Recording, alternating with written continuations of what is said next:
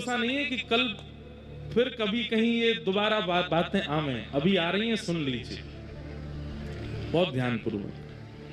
संसार स्वाद सुख बांत ज्यों, यहां पर श्री नाभाजी ने बांत शब्द का प्रयोग किया। आपके सामने खीर बनाई गई, अधोटा दूध की खीर बनाई गई, बढ़िया बासमती चावल प्रयोग किए गए, वहां में केसर डाली गई, कश्मीर से ला करके खांड डाली गई, गुड़ डालो आदि आदि, बहुत सुंदर बना दी। पर एक बूंद विष डाल दिया, आप खाओगे? लेकिन आप हमें ये बात बताइए, जब वो खीर बन रही थी उसके बनने की प्रक्रिया देख के मुंह में पानी तो आ रहा था, लेकिन एक बूंद विष डलते ही चाहे जितना पानी आया हो नहीं पाओगे।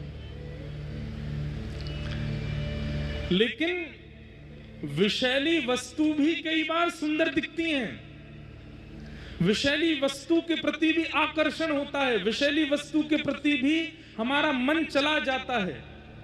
लेकिन इस संसार में एक वस्तु ऐसी है जिसका उद्गम हमसे ही होता है और हमारा ही मन नहीं होता उसको देखने का, और वो होता है हमारा खुद का वमन। अपनी खाई हुई वस्तु ही गर्भ में जाके जब पुनः मुख से बाहर आ जाए वमन के रूप में, व्यक्ति स्वयं नहीं देखता उसको, जबकि वो खुद से ही प्रकट हुई है। एक बार को विषैली वस्तु स्वादिष्ट लग जाएगी, लेकिन अपने स्वयं का उत्पन्न वमन अच्छा नहीं लगता। अरे कोई और वमन कर रहा हो तो हमारा जी मचल जाता है। वमन इतनी घृणित वस्तु है। यहां पर नाभाजी कहते हैं, रूप सनातन गोस्वामी ने संसार का कैसे त्याग किया? बोले जैसे वमन का त्याग होता है। इतनी घृणा हो गई संसार के प्रति।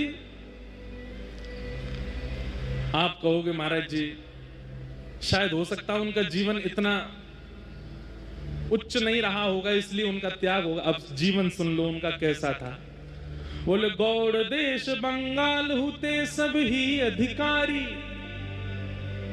बोले बंगाल का एक राजा था हुसैन शाह, केवल नाम का राजा था, राज तो पूरे बंगाल पर ये दोनों ही करते थे। क्या स्वर्ण की कमी, क्या रत्नों की कमी, क्या घोड़ों की कमी, एक राजा के समान सारी संपत्ति थी इनके पास में, किसी चीज की कोई कमी नहीं थी। कि भाई ऐसा होता है ना कि कमी ग्रस्त हो गए हों तो सब छोड़ छाड़ के आ गए हों, नहीं, कोई कमी नहीं थी। इनका पूर्व देह का नाम जो था वो अमर और संतोष। श्री रूप गोस्वामी जी का नाम था संतोष और श्री सनातन गोस्वामी जी का नाम था अमर।